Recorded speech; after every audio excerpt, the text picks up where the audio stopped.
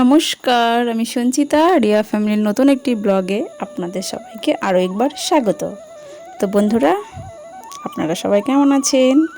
আশা করব ভালো আছেন, আর আমিও ভালো আছি। তো আজকে হচ্ছে শনিবার। তো আজকের ব্লগটি স্টার্ট করেছি দুপুরবেলার থেকে। ওই স্নান করে কেবলমাত্র ঘরে এসেছি, গোপুসোনাকে সেবা দেব। আর এই যে গোপুসোনার জন্য আর শিব ঠাকুরের জন্য কিছু ফুল তুলে নিয়েছি। জবা ফুল, ধুতরো ফুল, নীলকণ্ঠ ফুল, আর রয়েছে সাদা ফুল। আর আজকে আর শিউলি ফুলটা তোলা হয়নি। তো আর এখন তো বেলাও বেড়ে গেছে, তো শিউলি ফুল তুললে এতক্ষণ পর্যন্ত ঠিক থাকবে না। তো ওই জন্য আর শিউলি ফুলটা নিয়ে আসা হয়নি। তো কিছু সাদা ফুল তুলেছি, আর শিব ঠাকুরের কাছে দেওয়ার জন্য জবা ফুল তুলে নিয়েছি। আর ওই যে আমার মেয়ে স্কুল থেকে বাড়ি চলে এসেছে, তার মানে সময়টা এখন বুঝতেই পারছেন, প্রায় 2টো থেকে 2:30 এরকম বেজে গেছে। তো আমার ধূপকাঠি ছিল না ঠাকুরের কাছে আর কি, তো ঘরে ছিল। তো মেয়ে আবার এসে দিয়ে গেল, আর ও ঘরে বসে বসে টিভি দেখছে। আর আমি স্নান করে এসে আগে গোপাল সোনাকে সেবা দিয়ে নিয়ে তারপরে বাকি কাজ করি। বাকি কাজ বলতে ওই মেয়েকে যদি খাওয়ানো থাকে সেটা করি, তারপরে কিছু জামা কাপড় যদি কেচে দেওয়া হয় সেগুলো তুলে নিয়ে ভাঁজ করি। মানে প্রথমে স্নান করে এসে আগে আমি গোপাল সোনাকে সেবা দিই। তো চলুন গোপাল সোনাকে মন প্রাণ ভরে ভক্তি করে একটু সেবা দিয়ে নিই, তারপরে আবার কথা বলছি। তো এই যে আমার গোপাল সোনাকে সেবা দেওয়া হয়ে গেছে। গোপাল সোনা চুপটি করে বসে আছে। আর আজকে শিউলি ফুল দিইনি, কেননা শিউলি ফুলটা অনেকক্ষণ থাকলে না নষ্ট হয়ে যাচ্ছে, আর সকালবেলা তোলা হয়নি। তো ওই জন্য আজকে সাদা ফুলই দিয়েছি। আর গোপাল সোনার সেবায় আজকে আপেল দিয়েছি বনিয়ে, তাছাড়া একটা বাতাসা আর তুলসী পাতা, যেটা তো না দিলেই নয়, তো সেটা দিয়েছি। আর এদিকে শিব ঠাকুর আছে, এই যে বেলপাতা দিয়েছি, ধুত্র ফুল, জবা ফুল, এগুলোই দিয়েছি। আর জল দেবো, এবার জলটা দেওয়া।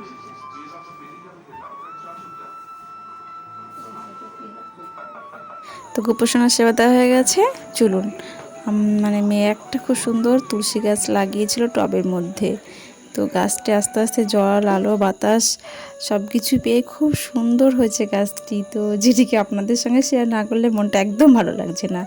তো এটা তো আমার গোপোষণার জন্য লাগানো হয়েছে, কেননা গোপোষণার সেবাতে তো আগে তুলসী পাতা দিয়ে নিবেদন করতে হয়।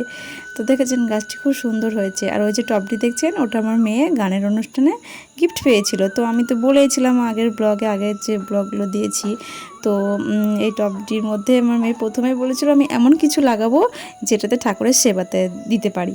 তো ওই জন্য বুদ্ধি করে আমি এটাতে তুলসী গাছ লাগানোর কথাটাই বলেছিলাম। তো দেখেছেন টবের মধ্যে গাছটি কি সুন্দর হয়েছে, দেখতে খুব ভালো লাগছে। তো কয়েকদিন খুব রোদের খুব তাপ পড়ছে, যে কারণে 2-1 সময় ঘরেও রেখে দিচ্ছি, আবার সময় হলে তখন বাইরেও রেখে দিচ্ছি। প্রত্যেকদিন এরকম বাইরে বার করে দেবো, আর সন্ধ্যা হলে ঘরে তুলে নেব।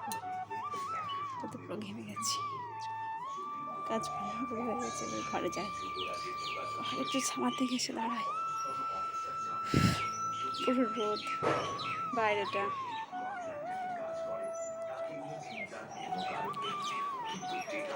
আর এই যে স্কুল থেকে সব বাড়ি। লেবু মাখা করবো, খাবি? পচা না, দেখি। হ্যাঁ, লেবু খাবে না, বার্গার পিৎজা খাবে। লেবুটা কাটি দেখে আগে কেমন হয় না হয় না। লেবুটা কাট। চলুন তাহলে লেবু মাখা শুরু করি। লেবুটা দেখি ভালো আছে কিনা, খারাপ আছে না রে মেয়ে। তো মেয়ে টিভি দেখছিল, দেখলেন তো। তো আমি লেবু কাটতে এসেছি, আর সে না বাইরে এসেছে। প্রথমে বলছিল লেবু আমি খাবো না খাবো না। তো লেবুটা অনেক দিন হলো ঘরে ছিল, জানি না ভালো হবে কি না। তো কেটে দেখা যাক ভালো আছে কি না। ভালো থাকলে লেবুটা মাখা করবো দুপুরে, আর না থাকলে আর কি হবে, ভালো যদি নাই থাকে তাহলে ফেলে দিতে হবে। কিন্তু লেবুটা যেই না কেটেছি দেখছি সত্যি লেবুটা ভালো নেই। অনেক কয়েকদিন ঘরে ছিল তো, সেজন্য হয়তো পুরো পচে গেছে। মনটা পুরো বেজার।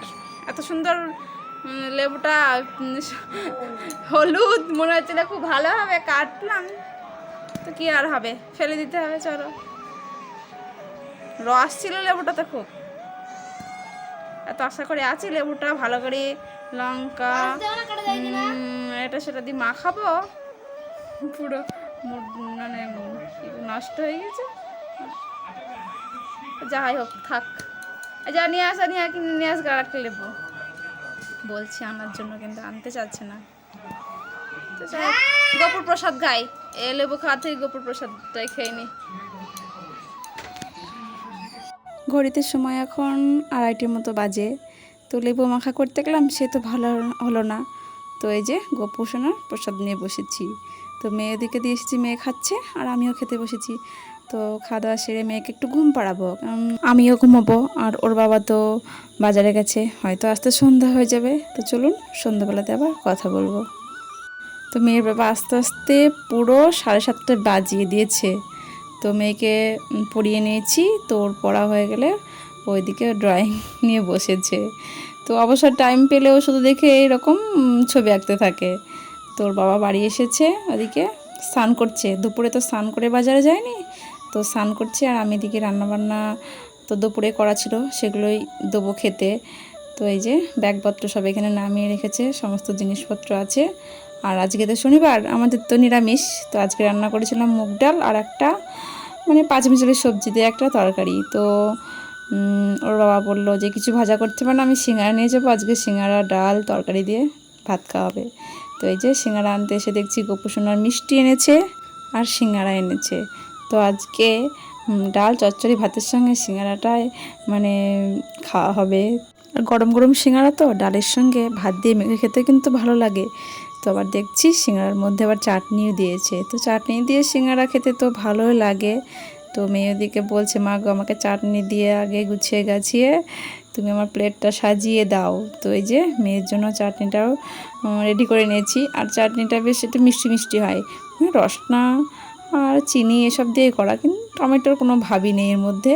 তো এদিকে আমার জন্য, মেয়ের, তারপরে ওর দিদি, তারপরে আমার শাশুড়ি মা, সবার জন্য সিঙ্গারাগুলো নিয়ে নিচ্ছি। তো আমি আর ভাতের সঙ্গে খাবো না, আমি এমনিই চাটনি দিয়ে বেশ খাবো, ওটা খেতেই বেশি ভালো লাগে। তো মেয়ের বাবা দিকে খেতে বসেছে। চলুন মেয়েকে খাবারটা দিয়ে আসি, ওর তো পড়া হয়ে গেছে, তো খাওয়ার জন্য একটু বায়না করছে। তো এই যে ড্রয়িংটা প্রায় কমপ্লিট হয়নি, এখন একটু বাকি আছে। তো বললাম গরম গরম সিঙ্গারাটা খেয়ে নাও, তারপরে তুমি ছবিটা আঁকবে। চলুন দেখি সিঙ্গারাটা খেতে কীরকম হয়েছে না হয়েছে। খাওয়া দাওয়া সেরে তারপরে আবার আসবো। ঘড়িতে সময় এই যে 8টা বাজে এখন। তো এর মধ্যে মেয়ের বাবার তো খাওয়া হয়ে গেল, রাতের ডিনারটা কমপ্লিট। তো মেয়ে এদিকে সিঙ্গারা খাচ্ছে, তো একটু পরেই মেয়ে আর আমিও খেয়ে নেব।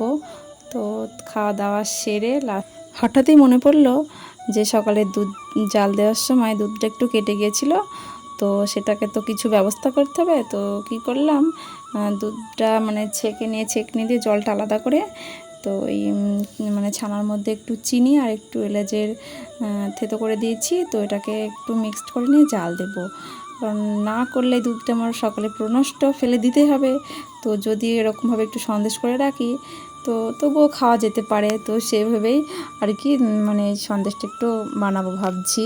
তো এদিকে চিনি, এলাচ, লবণ মাখানো মিক্সড করা যে ছানাটা, সেটা গ্যাস ওভেনে বসিয়ে দিয়েছি। আস্তে করে লো ফ্লেমে বসিয়েছি, আস্তে আস্তে হবে। তবু হতে প্রায় অনেকটাই সময় লেগেছিলো, তবুও 15 মিনিট তো লেগেছিলোই। তো এই যে পুরোপুরি আমার সন্দেশটা রেডি হয়ে গেছে। আর এই যে কেকের মতো সাজিয়ে নিয়েছি। তো তাই মেয়ে বলছে, মা গো কেকটা আমি না হয় কাটি।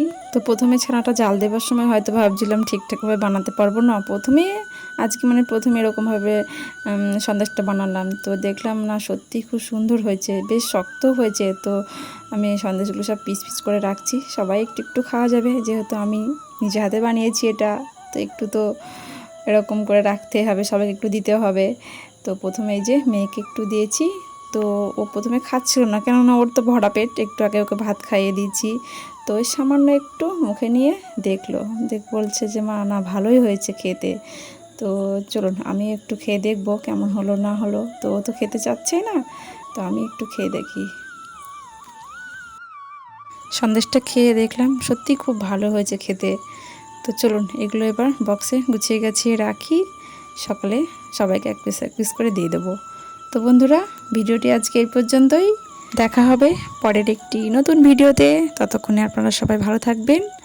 আর আমার ভিডিওটি কেমন লাগলো অবশ্যই কমেন্ট করে জানাবেন, আর একটি লাইক আর সাবস্ক্রাইব করে দেবেন। টাটা আজকের মতো, গুড নাইট।